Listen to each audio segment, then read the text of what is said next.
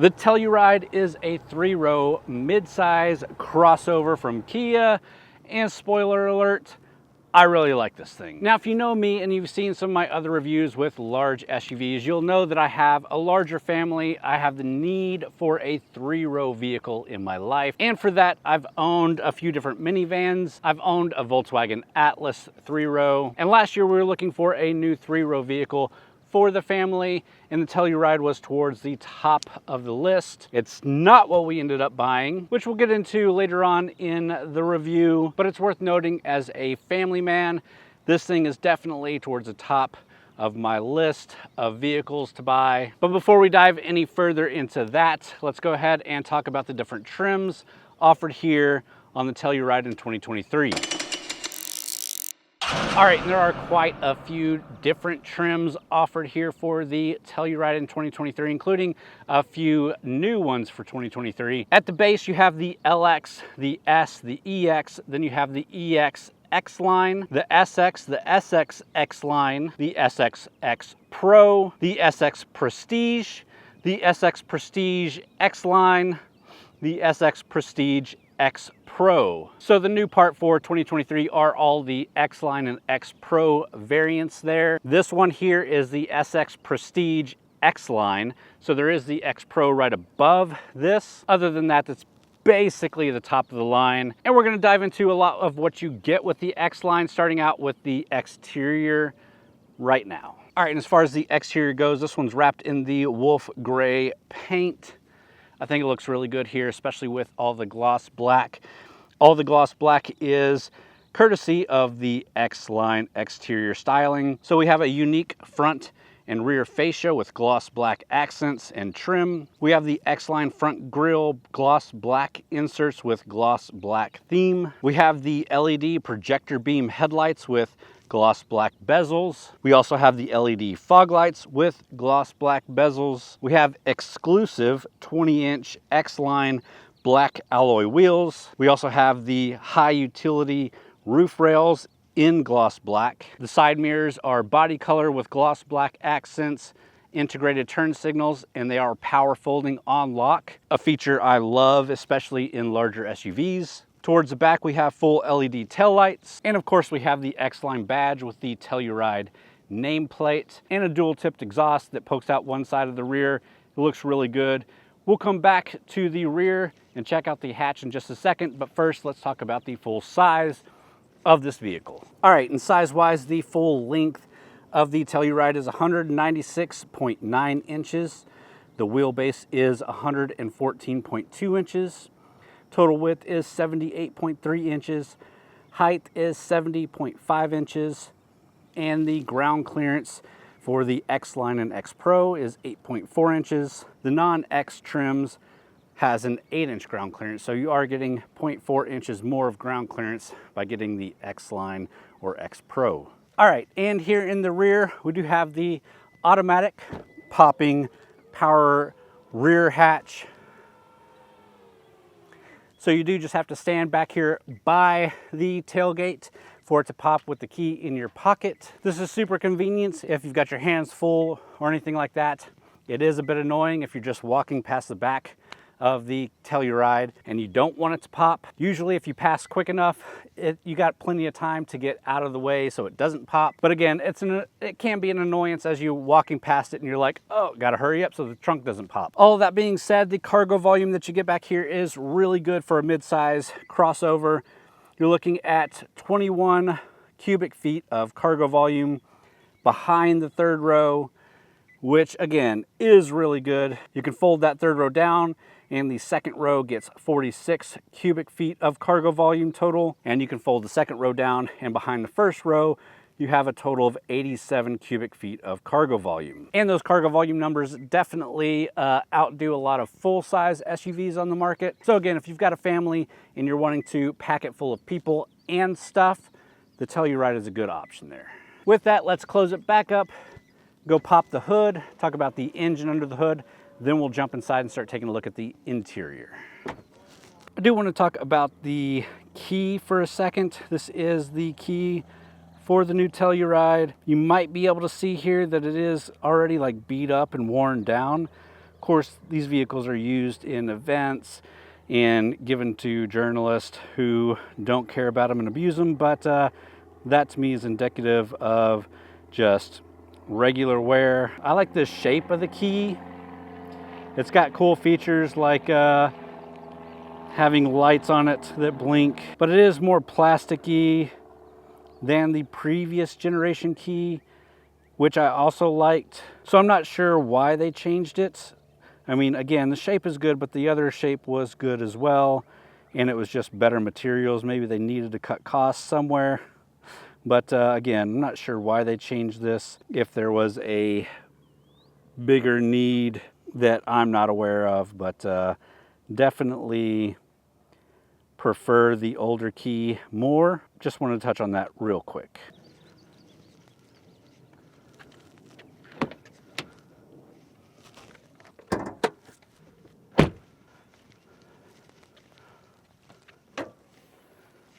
All right, so what's under the hood should be no shock. It is the 3.8 liter V6 engine from Kia, a staple in the Kia lineup for a while now, so it's been tried and tested. It's a good engine. You're looking at 291 horsepower, 262 pound-feet of torque. It's matched up to an 8-speed automatic transmission, really good. This has the on-demand all-wheel drive, which is standard on the X-Line and X Pro, obviously. And towing capacity is 5,000 pounds, and that's no matter what trim you get in the lineup, because they're all the same engine and chassis. You do get different drive modes to choose from, but we'll talk about that as we drive this thing. But before we can do that, we need to check out the interior, check out the tech in this thing, and then we'll take it for a drive. Let's keep going. All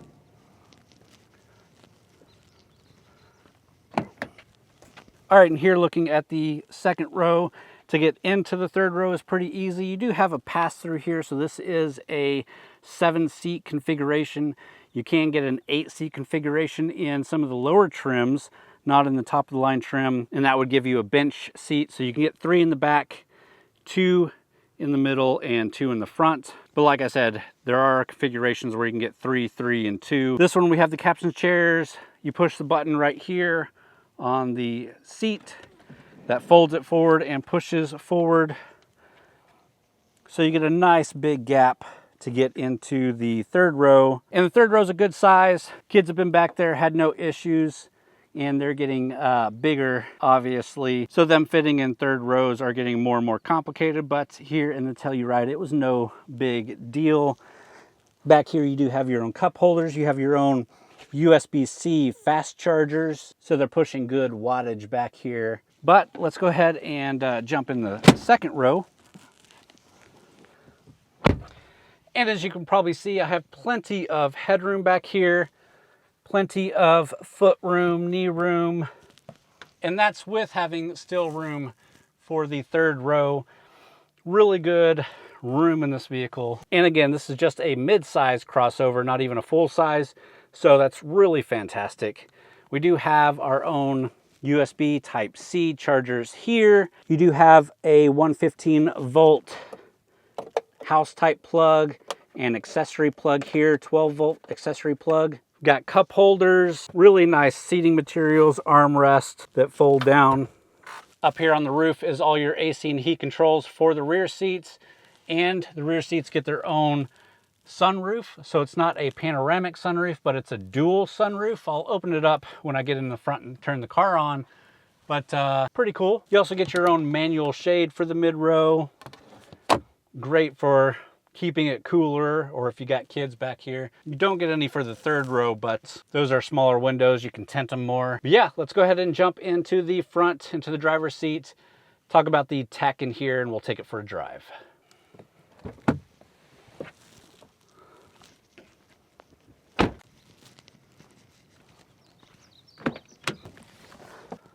All right, we're here in the driver's seat, lots to cover. Starting with the interior, it is the terracotta interior.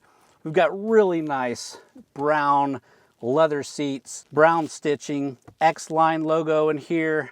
perforated leather, quilted leather, super nice. Very comfortable. Heated seats, cooled seats, lumbar support. You also get a special mode where it'll activate the lumbar back and forth, kind of like a massage seating thing. It's a bit weird at first, but kind of cool. I'll talk more about that as we drive. We also get this like ash wood grain material for trimming, as well as like a black faux leather. Let me go ahead and kick it on and give you a good tour around. All right, and kicking it on consists of a push button start,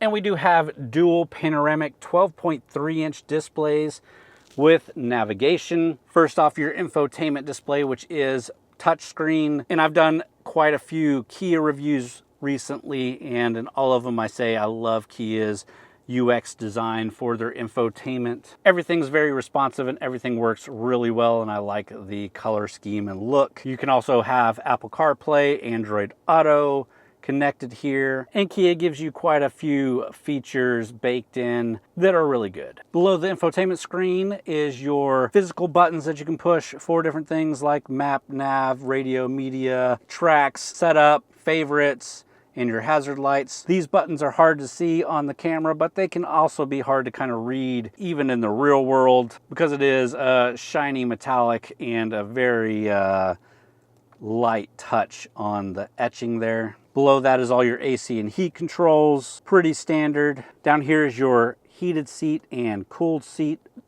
toggle. You can see my mess of cords, but right here is a wireless phone charger. You can throw your phone down there, it will start wirelessly charging. You've also got a 12-volt accessory plug there, a USB port, USB type A, and a USB type C charging port. So if you want to interface with Apple CarPlay or Android Auto, you have to use this USB type A port. The C here is just for charging, hence a bit more of a mess of cables, as the USB-C is a fast charging port, so it's pushing more wattage. So if you're charging your phone only, that's the way to go. Moving further back is your gear shifter, standard gear shifter. Put it into reverse. You get a reverse camera as well as a full 360 around the vehicle, and you can toggle this here for a better 360 view. Really great for parking this big vehicle, making sure that you're in the lines or you're not going to hit anything, especially if you're doing any kind of off-roading. This will help to make sure you don't hit any obstacles. Behind that, you do have your drive mode select. Pretty easy to see here. You've got a comfort mode, a sport mode, a smart mode, an eco mode, and a snow mode. Snow mode is only available in the all-wheel drive X-Line and X Pro. Behind that is a toggle to turn off your automatic engine shut-off, an auto hold button, parking sensors. Here's a button to pull up that camera without putting the car in reverse, and your parking brake here. Again, these are shiny metallic with very light etching.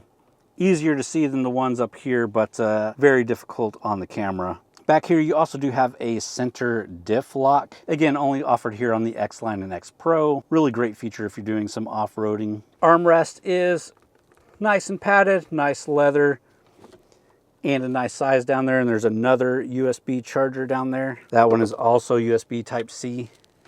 Moving over to the steering wheel, nice steering wheel, leather wrapped. As you might have seen, it is a heated steering wheel. You've got all your controls that you would assume to have, including your cruise controls and safety controls here. And finally, your driver information display. And this is the full 12.3 inch display. You can get a smaller driver information display with analog gauges in the lower trims, but I really do like this full panoramic dual screen look. And having the digital display allows you to toggle through more things, see more things that matter to you here on the display, whatever it is that you're looking for. It also means as you change drive modes, the entire thing can change, which is great. You do have buttons to the left of the steering wheel. The most notable here is your tow mode button. So if you are towing, you can put it in tow mode, and you have a hill descent control button right there, as well as a trunk pop and traction control buttons. Next up is a rear view mirror that can be converted to the rear view camera, which is a great feature, especially if you've got the Telluride packed full of stuff and can't see out the back. And then of course, you've got the dual sunroofs, so you can do the rear on its own. Pretty cool. But with that, that's a good roundup of the interior and the tech here. If I missed anything that you wanted to see, let me know in the comments and I'll try to respond and figure out what I missed. With that, let's get this thing out on the road, talk about the driving, and then we'll wrap it up with some price, competition, and some of my final thoughts. All right, so driving, super easy, super comfortable as the driver of this thing. And I can definitely say that everything about driving this vehicle is really nice. The engine power is great, even with it loaded full of people and stuff. You still have plenty of power to get up on a highway, to pass people, to do the things that you need to do. Some 3-row SUVs with smaller engines really struggle the more that you pack it full of people. This, again, we don't have that issue at all. We have a 10-inch head-up display, which I really love. Gives you more than just the speed information. You've got the speed limit information. You've got some of your safety feature information. As you change a radio station, that stuff will pop up there. Really good. Love head-up displays. Not for everybody, but I quite like them. The fully LCD driver information display is really nice. Being able to toggle through different things to get the view that you want is great. I can definitely touch everything that I need to touch. The steering wheel controls work really well. If I need to adjust anything, super easy as the driver. So the ergonomics here, again, really great. We do have the Harman Kardon premium audio system in here. So again, cranking up some music for the kids or for a road trip or whatever. Sounds premium. I did have a little bit of issues hooking up my phone wirelessly with Bluetooth audio or for wireless Apple CarPlay. Not sure what that issue is, but I've been having a little bit of issues in a lot of vehicles lately, so it could be my phone, I don't know, or just Apple. I much prefer wired CarPlay anyways, especially for vehicles that I'm jumping in and out of and don't want to have to sync my phone to, and that works just fine. Fuel economy wise, you're looking at 18 miles per gallon city, 24 highway with a combined of 21. You might already saw we're averaging 21.4 miles to the gallon during our full week with this thing. So that combined is definitely good. And I tend to push it a little bit during some of the portions of the review or while testing it out. Also leave it idling sometimes when doing photos and video. So you can probably get better than that if you're really conscious about your driving. I normally do a lot more city driving or suburb driving. So a lot of stop and go. This week though, I did a ton of everything. I drove the crap out of this vehicle. We did a lot of highway driving. I did driving downtown Dallas. I've done driving out here in the suburbs. I've done some country road driving. Unfortunately, no off-road driving in this X line. I just don't have a good place to take vehicles off-road. I've talked about it in a lot of my videos. But I have driven a Telluride off-road before. The video I got of that when the Telluride first came out is actually one of my more viewed videos on the channel. And that wasn't an X-Line, obviously. That was the standard Telluride when it first came out with all-wheel drive. And it did fantastic. So hopefully with the more ground clearance, the X-Line, the X Pro has beefier all-season tires than the X line even. So if you're looking at the X Pro, that off-road ability is going to be even more. I think if you are off-roading this at all, you're probably doing it wrong. But if you get the X Pro, put some even beefier tires, you're going to be able to do a lot more than you expect. Having that center diff lock is a really great option.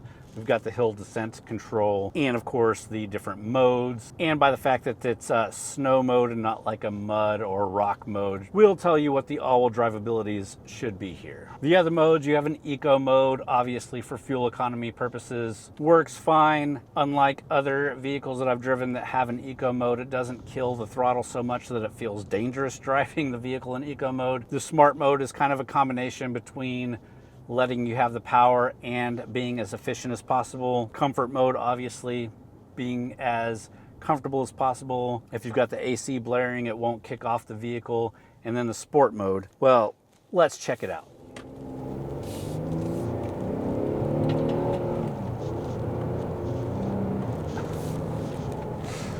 So yeah, it wakens up the throttle a little bit.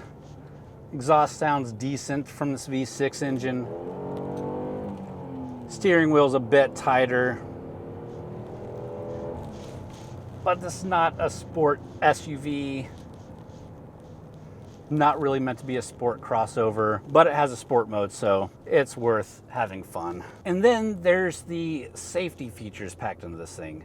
A lot of them are standard. Some of them only come on this Prestige SX trim, but a lot of these things are standard and work really well. So Kia does have just a slew of great driving technologies, safety features, and I'm gonna rattle off a bunch really quick. So you have blind spot warning, blind spot view monitor, forward collision warning, forward collision avoidance with pedestrians, cyclists, junction turning detection, junction cross, lane change oncoming, lane change side and evasive steering assist detection, rear cross traffic collision avoidance assist, parking distance warning front and rear, parking collision avoidance assistant for reverse, the surround view monitor, which you've seen, a lane departure warning, a lane keeping assist, a lane following assist, navigation based smart cruise control with stop and go, highway driving assist at level 2, intelligent speed limit assist, which is cool, driver attention warning, rear occupant alert, and a safe exit assist. And again, I've driven a lot of Kias recently and in the past, and their lane keeping assist, radar guided cruise control, navigation based highway assist features all work fantastic. Get this thing up on the highway, turn on all your safety nannies and features. You got to pay attention still. You've got to keep your hands on the steering wheel, but they make road trips so much easier, especially with a family in here. Just the peace of mind that you get having all these safety features, really just top notch.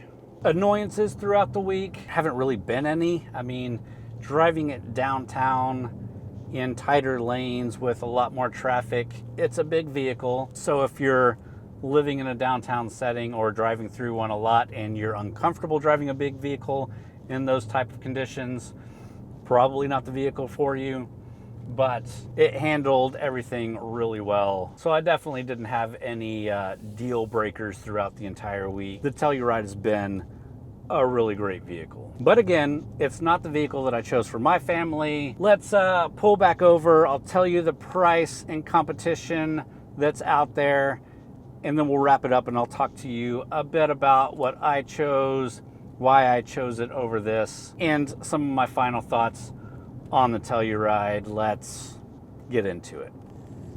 All right, so let's talk about the price really quick and some of the competition out there, and then we'll jump out and wrap up this video. We'll start off with the base price of the base trim. The LX starts out at $35,900, so just under $36,000. That's a pretty high base price, but kind of standard for a 3-row mid-size crossover. One of the things this does compete with is the Volkswagen Atlas, which I owned before, and that Atlas base price was $30,000, and I got the base S. Loved it. Loved the cloth seats that you got in it.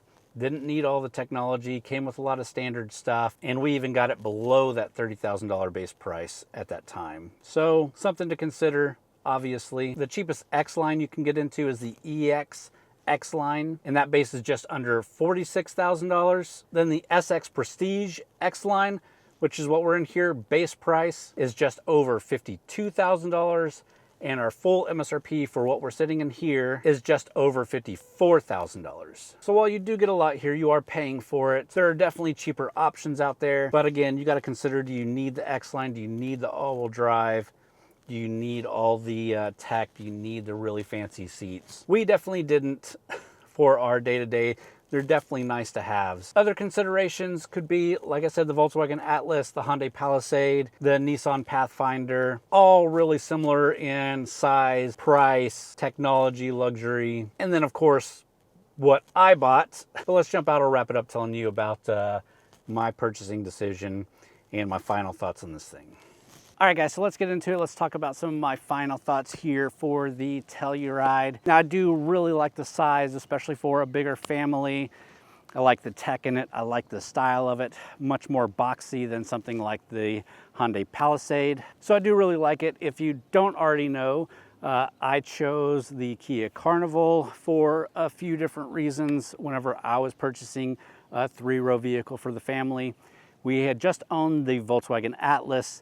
It was totaled in a wreck, not our fault. It was totaled, so it was time to look for another vehicle. This is also a time where vehicles were very hard to come by, especially brand new vehicles, and used vehicles were very expensive. So the Telluride was high on our list. We did look at some more Volkswagen Atlas. We were also looking at the Chrysler Pacifica as a minivan, the Toyota Sienna. We tossed around the idea of getting something like a Tahoe used, but after the wife test drove a lot of different vehicles and I gave my 2 cents as an automotive journalist, we chose the Kia Carnival. Now, in choosing the Kia Carnival, I actually hadn't even driven it yet as an automotive reviewer.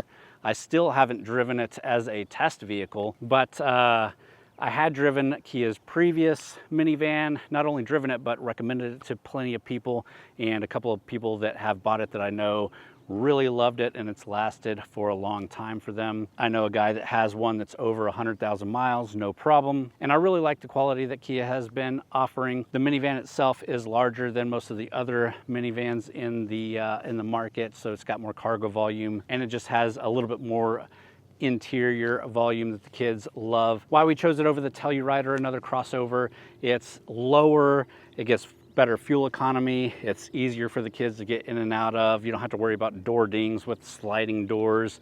It also was cheaper than a Telluride. And at the end of the day, after test driving both, my wife really liked the Carnival more, and of course she's the one that's driving it the most. So with that, that's kind of where we landed. I still have no issues recommending the Telluride. Really fantastic vehicle. Still would consider buying one as another vehicle sometime down the road, but we chose what we chose, and I've loved it ever since. With that, I hope you enjoyed the video. If you did, please hit the thumbs up button. Leave me a comment down below. Let me know what you think about the Telluride versus its competition, what you might be looking for as a family person with a need for 3 rows. Also go check out TXGARAGE.com, where we've got a lot of written reviews as well as event and news coverage from a lot of great authors over there, not just myself. We've got a newsletter that you can sign up to get a weekly roundup of everything that we do throughout a week. No spam. But with that, thank you for checking out the video. Hope you enjoyed. I'm out of here.